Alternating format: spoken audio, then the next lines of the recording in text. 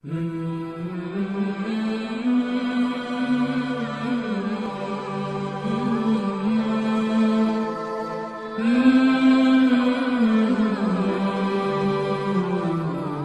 அலைக்கும் வரஹ்மத்துல்லாஹி வபரகாத்துஹு.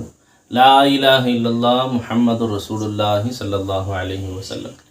பிஷ்ருல் ஹாஃபி ரஹ்மத்துல்லாஹி அலைஹி எஜமான் அவர்களுடைய அந்தஸ்தை நாளாக மக்கள் எல்லாம் அறிந்து கொண்டார்கள். அந்த பகதாது மாநகரிலே ஒரு 10 இளைஞர்கள் உல்லாசத்திலே மூழ்கி உலக இன்பத்திலே திளைத்து கொண்டிருந்தார்கள். ஒவ்வொரு நபர்களும் ஒவ்வொரு சிறுவர்களை வேலைக்கு வைத்திருந்தார்கள். அதிலே ஒரு சிறுவரை ஒரு வேலை நிமித்தமாக வெளியே அனுப்பி வைத்தார்கள். ஆனால் அந்த சிறுவன் மீண்டும் வருவதற்கு, வேலைகளை முடித்துவிட்டு வருவதற்கு தாமதமாகிவிட்டது. அந்த சிறுவனும் ஒரு வழியாக வந்துவிட்டார். வரும்பொழுது பார்த்தால் அந்த சிறுவனுடைய முகத்திலே புன்னகை தவழ்கிறது. சிரித்த முகத்துடனே சந்தோஷமாக அந்த எஜமான்களிடத்திலே வருகிறார். இன்னும் அவருடைய கையிலே ஒரு வெள்ளரி பழத்தையும் வைத்திருக்கிறார். ஆனால் அந்த எஜமான் அவர்கள், அந்த இளைஞர்கள் அவர்களுக்கெல்லாம் ரொம்ப கடுமையான கோபம் வந்துருச்சு. என்ன சிறுவனே, உன்னை வேலைக்காக அனுப்பி வைத்தால் அந்த வேலையை முடித்துவிட்டு வருவதற்கு இவ்வளவு நேரமா?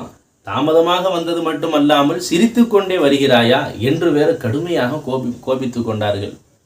அப்பொழுது அந்த சிறுவர் சொன்னார், நான் ஒரு ஆச்சரியமான, ஒரு வியக்கத்தக்க ஒரு பொருளை நான் கொண்டு வந்திருக்கிறேன் என்பதாக அந்த சிறுவர் சொன்னார்.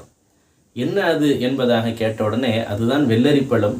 அந்த வெள்ளரிப்பழம் சாதாரண வெள்ளரிப்பழம் அல்ல, பிஷ்ருல் ஹாஃபி எஜமான் அவர்களுடைய புனிதமிக்க கரம் பட்ட, அவர்களுடைய திருக்கரம் அதிலே பட்டது அந்த வெள்ளரிப்பழம். அதை நான் சுமார் 20 திர்ஹங்கள் கொடுத்து நான் வாங்கி வந்தேன் என்பதாக அந்த சிறுவர் சொன்னவுடனே எல்லா நபர்களும் அதை வாங்கி கண்ணிலே ஒத்தி கொண்டார்கள். அதை அவர்கள் கண்ணியப்படுத்தினார்கள். பிஷ்ருல் ஹாஃபி எஜமானுடைய புனிதமிக்க கரம் பட்டது, இறைநேசருடைய கரம் பட்டதல்லவா என்பதாக சொல்லி அனைவர்களும் அதை மரியாதை செய்தார்கள். அதையடுத்து அவர்கள் கேட்டார்கள், எவ்வாறு பிஷ்ருல் ஹாஃபி எஜமானுக்கு இந்த அளவிற்கு ஒரு உயர்ந்த அந்தஸ்து கிடைத்தது என்பதாக கேட்கும் பொழுது அவர் சொல்லி காட்டினார், இறையச்சம், தக்வா என்பதாக சொன்னார். அந்த தக்வா என்ற அந்த வார்த்தையை கேட்ட உடனேயே அந்த துனியாவினுடைய ஆசைகளிலே, துனியாவினுடைய சந்தோஷத்திலே, இன்பங்களிலே மூழ்கி திளைத்த அந்த 10 நபர்களுடைய உள்ளமும் ஒரு நடுநடுங்கி விட்டது, ஒரு உலுக்கி விட்டது அவர்களுடைய உள்ளத்தை. அந்த தக்வா, இறையச்சம் என்ற அந்த வார்த்தை. உடனே அந்த இளைஞர்கள் எல்லாம் அல்லாஹ்விடத்திலே மனதார மன்னிப்பு கோரி அல்லாஹ்விடத்திலே தௌபா செய்தவர்களாக, அவர்களெல்லாம் தௌபா செய்து நல்லோர்களாக அவர்கள் வாழ்ந்து அல்லாஹ்விற்காக வேண்டி போர் செய்வதற்காக அவர்கள் சென்று விட்டார்கள்.